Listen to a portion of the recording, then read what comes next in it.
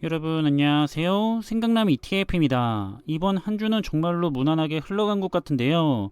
하지만 약세장은 아직 끝난 것은 아니기 때문에 항상 주의를 하시면서 투자를 하시길 바라겠고요. 그럼 이번에도 국내 주요 ETF들의 성과를 정리해보면서 현재 전체적인 시장의 흐름과 성과들에 대해 한번 살펴보겠습니다. 그럼 한 주의 마지막이었던 지난 18일이죠. 국내에 상장되어 있는 주요 ETF들의 성과에 대해서 한번 정리를 하자면, 먼저 환율의 변동에 대해서는 잘 내려가고 있다가 이번에는 아쉽게도 다시 조금 상승을 했습니다. 한 주 동안 1.8%가 상승을 했고요. 시장에는 다소 아쉬운 현상이죠. 이렇게 현재 환율은 1443원을 보이고 있는데, 따라서 현재 환 노출형 ETF들의 경우에는 연초 후에 12.86%라는 환율에 대한 상승값이 있는 상황입니다. 그럼 한 주 동안의 미국 지수의 성과도 정리를 해보면 다들 조금씩은 하락을 했는데요.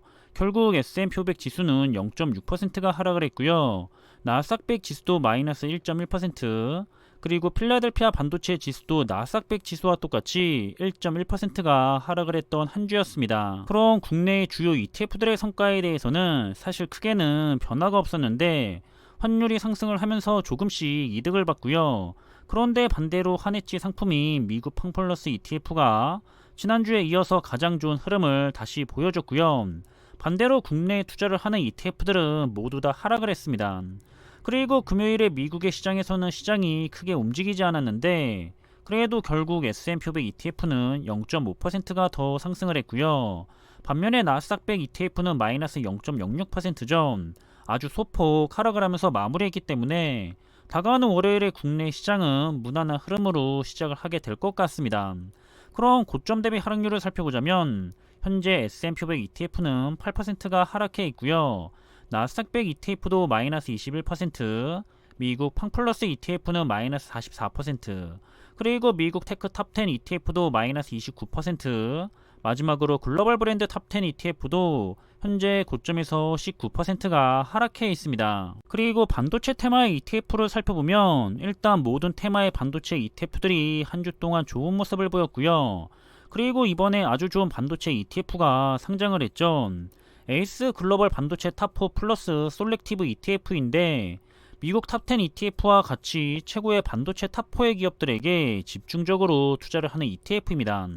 한번 앞으로의 성과를 기대해봐도 좋을 것 같고요. 그리고 금요일에 미국의 시장에서는 글로벌 반도체 테마의 ETF들이 성과가 갈렸는데, SMH ETF가 시간의 장에서 다시 하락을 하면서 아쉽게도 마이너스의 성과를 보였습니다. 따라서 월요일에 국내장에서는 이 성과들이 반영이 되면서 약간 상승을 하거나 제자리 걸음을 할 것 같고요.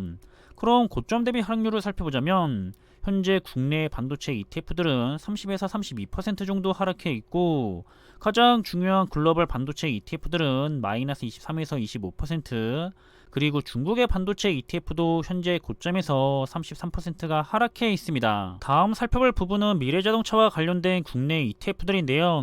이 분야들은 한 주 동안에 대부분 흐름이 좋지 못했고요. 글로벌 자율주행 테마의 ETF하고 스마트 모빌리티 테마의 ETF만 상승을 했습니다. 일단 2차전지와 관련된 테마의 ETF들이 특히 많이 하락을 했는데요. 이 중에서도 차이나 전기차 ETF가 한 주 동안에 6% 이상 더 하락을 했고요. 그래서 굉장히 힘든 시간을 다시 가져가고 있습니다. 크게 상승을 했다가 하락을 했다가를 반복하고 있기 때문에 쉽지 않은 투자 종목이 되고 있고요. 그리고 금요일에 미국의 시장에서는 아쉽게도 글로벌 2차전지 ETF가 더 하락을 했고, 반면에 자율주행과 스마트 모빌리티 테마의 ETF는 그래도 둘 다 상승한 모습을 보였는데, 따라서 월요일에 국내 장에서는 이런 흐름들이 반영이 될 예정이고요.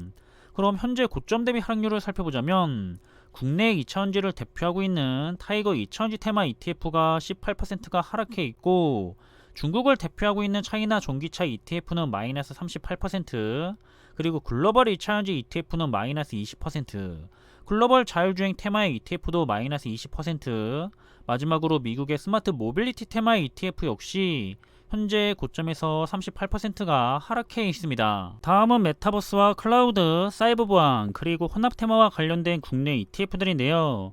이 분야들은 한 주 동안에 대부분이 좋은 모습을 보였습니다. 특히 중국의 메타버스 테마의 ETF가 10% 정도 급등을 했던 모습이고요. 그리고 금요일에 미국의 시장에서는 글로벌 메타버스와 클라우드 ETF가 아쉽게도 하락으로 마무리했는데요. 반면에 사이버보안 테마의 ETF는 혼자만 그래도 상승세를 가져갔던 모습입니다. 역시나 이 흐름들은 월요일에 국내장에서 관련 있는 테마 ETF들에게 반영이 될 예정이고요. 그럼 현재 주요 ETF들의 고점 대비 하락률을 살펴보자면 글로벌 메타버스 ETF가 39에서 41% 정도 내려가 있고, 클라우드 ETF는 마이너스 42%, 사이버보안 ETF도 마이너스 21%, 그리고 글로벌 BBIG 테마 ETF도 현재 고점에서 25% 정도 하락해 있습니다. 다음은 헬스케어와 바이오 그리고 친환경과 관련된 ETF 종목들인데요. 여기서는 한 주 동안에 상승보다는 하락한 종목들이 더 많은 상황이고요. 하지만 여전히 다른 분야들에 비해서는 성과가 좋은 상황입니다. 그리고 금요일에 미국장은 미국의 클린 에너지 ETF는 상승을 했지만 탄소 배출권 ETF는 2.5%가 넘도록 크게 하락을 했는데요. 역시나 월요일에는 이런 흐름들이 국내장에서 반영이 될 거고요. 그럼 상대적으로 고점 대비 하락률이 현재 크게 잡혀있는 ETF들을 살펴보자면 아리랑 수소테마의 ETF가 35% 정도 하락해 있고, KB스타 수소테마의 ETF 역시 마이너스 24%, 그리고 탄소 배출권 ETF들이 현재 고점에서 25% 정도 하락해 있습니다. 그럼 마지막으로 살펴볼 분야는 가치주 ETF와 함께 명품과 배당 중국 그리고 미국의 ETF 산업에 투자를 하는 ETF들인데요. 이 분야들은 유일하게 미국의 ETF 산업에 투자를 하는 ETF들만 하락을 했고요. 반면에 남은 주요 테마의 ETF들은 모두 다 상승을 했습니다. 특히 중국의 항생테크 ETF가 또다시 9%가 넘게 급등을 하면서 큰 변동성을 보이고 있고요. 그리고 금요일에 미국 시장에서는 아쉽게도 가치주 ETF가 크게 하락을 하면서 마무리했고, 배당주 ETF들은 괜찮은 흐름으로 한 주를 마무리했는데, 따라서 관련된 테마의 ETF들은 월요일에 국내장에서 역시나 미국장의 흐름과 비슷하게 흘러갈 것 같습니다.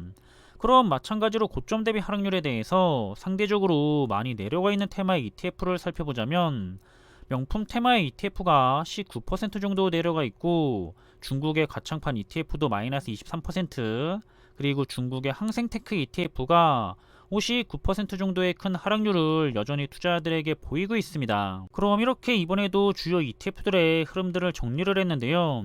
투자를 하고 있거나 관심 있는 종목들에 대해서 꾸준하게 모니터링을 하는 데 도움이 되었으면 좋겠고요.